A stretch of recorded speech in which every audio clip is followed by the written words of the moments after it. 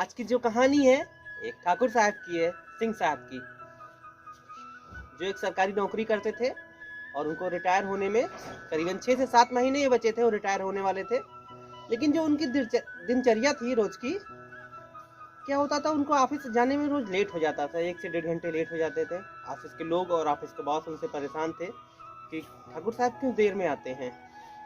और लेकिन उन्हें कोई कुछ बोल नहीं पाता था, क्योंकि वो अपने ऑफिस में सबसे सीनियर थे और उनका जो व्यवहार था वो काफी सज्जन थे, किसी को किसी बात के लिए जवाब नहीं देते थे, इसी वजह से उनको कोई कुछ बोल ही नहीं पाता था। और लेकिन एक दिन तो हद ही हो गई, ऑफिस के सारे लोगों ने बोला कि आप ठाकुर साहब को कुछ बोलते नहीं हैं, वो रोज देर में आते हैं, हम लोग अगर 5 मिनट भी देर हो जाते हैं तो आप हमारे ऊपर गुस्सा हो जाते हैं।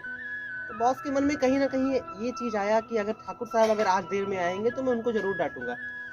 और संयोग की बात थी कि उस दिन भी ठाकुर साहब 1.5 घंटे लेट ही आए। उन्होंने, जो वहाँ के बॉस थे, वो चपरासी से बोल रखे थे कि जैसे ही ठाकुर साहब आते हैं आप उन्हें तुरंत मेरे केबिन में भेजें। चपरासी ने वैसे ही किया। ठाकुर साहब बॉस के केबिन में गए, बॉस उनको सुनाने लगे और बोले आप जाइए और आप कोई कहानी मत सुनाइए कि मैं आज किसी की मदद किया इसलिए मुझसे देर हो गई। आप आज आपकी छुट्टी रहेगी, आज एप्लीकेशन लिख के आप अपने घर जा सकते हैं और आराम करिए और कल अच्छे से टाइम से आइएगा अगर ऑफिस आना होगा तो। ठाकुर साहब का मन दुखी हुआ, लेकिन वो एप्लीकेशन लिखते हैं, फिर वो घर की तरफ निकल जाते हैं। उनके मन में कहीं ना कहीं ध्यान आता है कि पूरा दिन आज का बेकार ही जाएगा, क्यों ना मैं जो सुबह जिस बच्चे की हेल्प की है, मदद की है, मैं उसी के पास जाता हूँ, उसका हालचाल लेता हूँ। वो हॉस्पिटल पहुँचते हैं और उस बच्चे का डॉक्टर से हालचाल लेते हैं। डॉक्टर साहब बोलते हैं अगर आप समय पे इसे ना पहुँचाते तो ये बचता नहीं। ठाकुर साहब कहीं ना कहीं खुश हो जाते हैं और डॉक्टर साहब बोलते हैं इनके माता पिता भी आ गए हैं, आइए मैं उनसे आपको मिला देता हूँ। बच्चों के माता पिता के सामने जैसे ही ठाकुर साहब आते हैं, दोनों लोग चौंक ही जाते हैं।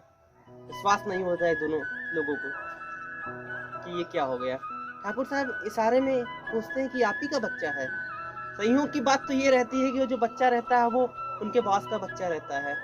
बॉस की आंखों में आंसू रहता है और ठाकुर साहब के पैरों में गिर जाते हैं, कहते हैं आपका बहुत बहुत धन्यवाद, आपकी वजह से ही मेरे बच्चे की जान बची है। हम लोग रोज आपके ऊपर गुस्सा होते थे अगर आपको लेट हो जाती थी, लेकिन अब मेरे बात में मेरे मेरे को ये बात समझ में आई कि परोपकार कभी खाली नहीं जाता है और हर व्यक्ति को आपके जैसा बनना चाहिए।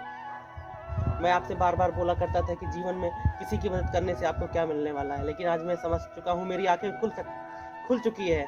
अगर आपको मौका मिले तो जीवन में हर किसी को अगर मौका मिले तो किसी ना किसी की मदद जरूर करनी चाहिए।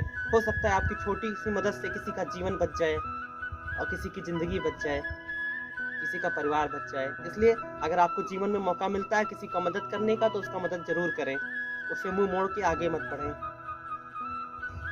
लास्ट में हर कहानी कि मैं जरूर बोलता हूँ, हम इंसान हैं, आप इंसान हैं, जानते हर कुछ है, कर सब कुछ सकते हैं, बस सोचने और समझने की देर है। इसलिए कुछ अच्छा करने का प्रयास करिए और लोगों का मदद करते रहिए अगर आपको मौका मिलता है।